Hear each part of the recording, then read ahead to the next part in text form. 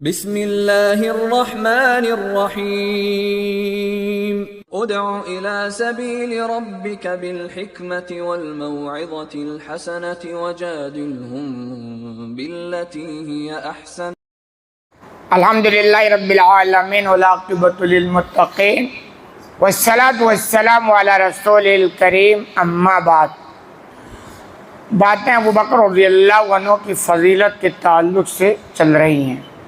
حدیث نمبر 3666۔ ابو رضی اللہ تعالیٰ عنہ بیان کرتے ہیں، سمعت رسول اللہ صلی اللہ علیہ وسلم یقول، کہ میں نے اللہ کے رسول صلی اللہ علیہ وسلم کو بیان کرتے ہوئے سنا، من انفق الزوجین من شیء من الاشیاء فی سبیل اللہ، کہ جس شخص نے اللہ کے راستے میں چیزیں جوڑے جوڑے خرچ کرتا ہے، یعنی جس کو بولتے جفت، تاک نہیں، جس کی جوڑی لگتی ہے، یعنی جیسے 2 جوڑے چپل خرچ کیے، 2 گھوڑے، 2 اونٹ، 2 جوڑے کپڑے، یعنی جو جوڑی لگا کر۔ تو اللہ کے رسول فرماتے ہیں جو اللہ کے راستے میں چیزیں خرچ کرے جوڑی لگا کر کے، یعنی جفت کی حالت میں۔ اور اگر سمجھ کی بات ہے تو یہ کہ مقصد ہے زیادتی، بولتے میں 1 نہیں 2 خرچ کرتا ہوں، میں 1 روپیہ نہیں 2 روپیہ خرچ کرتا ہوں، ذاتی مقصود ہے کہ اللہ کے راستے میں دل کھول کر بندہ جو خرچ کرتا ہے۔ دویہ من ابواب یعنی الجنہ، کہہ رہے ہیں جنت کے دروازوں سے اس کو بلایا جائے گا، خوشخبری اس کے لیے کہ اس کو جنت کے دروازوں سے جب جنت میں جانا ہوگا تو اس کو پکارا جائے گا کہ بھائی ادھر سے آ جاؤ۔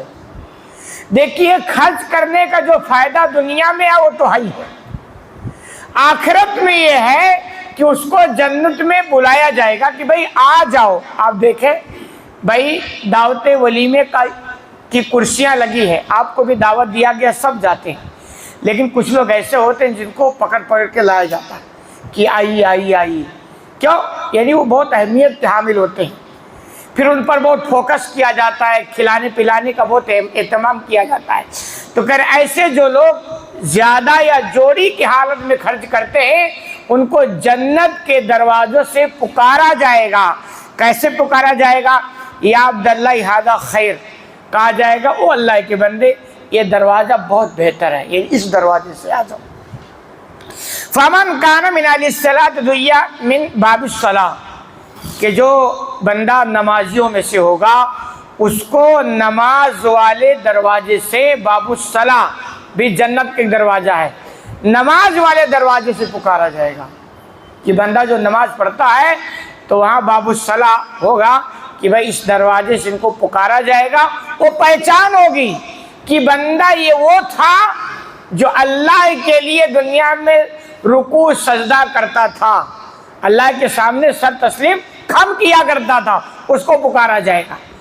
اسی لیے کہا جاتا ہے نماز کی پابندی کرو تاکہ قیامت کے دن جنت والے دروازے سے پکارا جائے کہ بھئی یہ بندہ ہے نماز پڑھتا تھا اور یہ جنت کا دروازہ ہے۔ اس لیے نماز بوجھ سے نہیں شوق سے پڑھو۔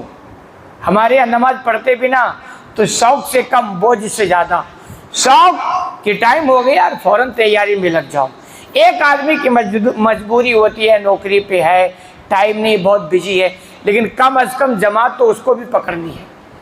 ایک آدمی کے پاس ٹائم ہے، اذان ہو گئی پھر بھی دیکھ رہا ہے کہ کب بجے جماعت کا ٹائم، پھر آتا ہے، پھر دھیرے کثر، یہ شوق نہیں ہے، یہ بوجھ۔ لیکن بوجھ بھی سمجھ کے پڑھیں گے، لیکن پڑھنا تو ہے ہی ہے، لیکن جب شوق سے پڑھیں گے اس پڑھنے کا مزہ ملے گا، بوجھ سمجھ کر پڑھیں گے تو وہ مزہ نہیں آئے گا۔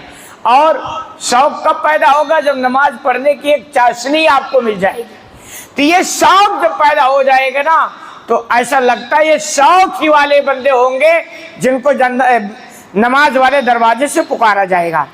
آگے کہہ رہے ہیں ومن کان من اہل الجہاد یا من باب الجہاد، جو جہاد والا بندہ ہوگا اللہ کے راستے میں جہاد کیا کرتا تھا اس کو جہاد والے دروازے سے پکارا جائے گا۔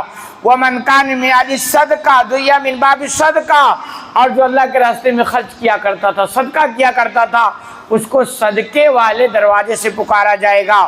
ومن کان من اہل الصیام دعی من باب الصیام و باب الریان، اور جو روزہ والا بندہ ہوگا، بندہ جو روزہ رکھا کرتا تھا، اس کو روزے والے دروازے سے یعنی باب الریان سے پکارا جائے گا۔ فقال ابو بکر ما علی ھذا الذی یدعى من تلک الابواب من ضرورہ۔ ابو بکر رضی اللہ تعالیٰ عنہ یہ ساری باتیں سنتے ہیں، کہتے ہیں جس کو اس سارے دروازے سے پکار لیا جائے گا تو اس کے لیے تو کوئی ٹینشن ہی نہیں ہے، کوئی غم ہی نہیں ہے، کوئی خوف نہیں ہے۔ اب ظاہر سی بات ہے یہ ساری چیزیں ہمیں اپنانی ہے نا، بھئی خرچ بھی کرنا ہے، نماز بھی پڑھنی ہے، روزہ بھی رکھنی ہے، اور جہاد کا موقع مل جائے تو وہاں بھی جانا ہے۔ اگر یہ خوبیاں ہو گئی تو سارے دروازوں سے پکارا جائے گا۔ تو ابو بکر کہہ رہے اللہ کے رسول جس کو تمام دروازے سے پکار لیا گیا تو اس کے لیے تو کوئی ٹینشن ہی نہیں ہے۔ اب ظاہر سی بات ہے جائے گا کدھر، اس کی مرضی ہے۔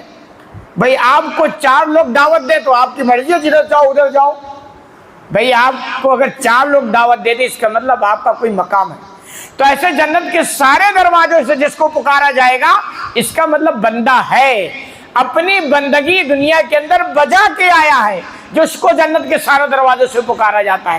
آگے کہہ رہے ہیں دوسرا سوال، وقال هل يدعى منها كلها احد یا رسول اللہ۔ پھر ابو بکر نے سوال کیا کہ اللہ کے رسول کیا کوئی ایسا بھی بندہ ہوگا جس کو جنت کے سارے دروازے سے پکارا جائے؟ وہ سوال کر رہے ہیں کہ ایسا بھی ہوگا جس کو جنت کے سارے دروازے سے پکارا جائے گا؟ قال نعم، آپ کہتے ہیں ہاں ایسا بھی بندہ ہوگا۔ پھر آپ نے اور خوشخبری سنائی، وارجو ان تکون منہم یا ابا بکر، اور اے ابو بکر مجھے امید ہے کہ تم ہی ہوگے جنہیں سارے دروازے سے پکارا جائے۔ یہ ابو بکر کی فضیلت کا پتہ چلتا ہے۔ تو خلاصہ کلام ہے کہ ہم سب جنت کے طلبگار ہیں، سیدائی ہیں، شوق پیدا کریں اور یہ ساری چیزیں اپنے اندر پیدا کریں، چاہے نماز کی بات ہو، چاہے جہاد کی بات ہو، چاہے روزے کی بات ہو، چاہے خرچ کی بات ہو، سب میں بڑھ چڑھ کے حصہ لیں تاکہ قیامت کے دن آپ کو پکارا جائے سارے دروازوں سے تو لوگ کہیں گے ہاں یہ بھی ایک بندہ ہے جس کو سارے دروازے سے پکارا جاتا ہے، اور ایک وہ بھی بندہ جس کو کوئی پوچھنے والا نہیں۔ ایسا ہوتا نا دنیا کے اندر، ایک بندہ ہوا یار جس کے سارے لوگ یاد کرتے ہیں، اور ایک بندہ ہوا جس کو کوئی نہیں پوچھتا ہے۔ تو ایسا بنے کہ وہاں سارے دروازوں سے پکارا جائے، اور کوئی مشکل کام نہیں ہے۔ نماز پڑھیں، روزہ رکھیں، وقت آئے صدقہ کریں، یہ ساری چیزیں ہیں۔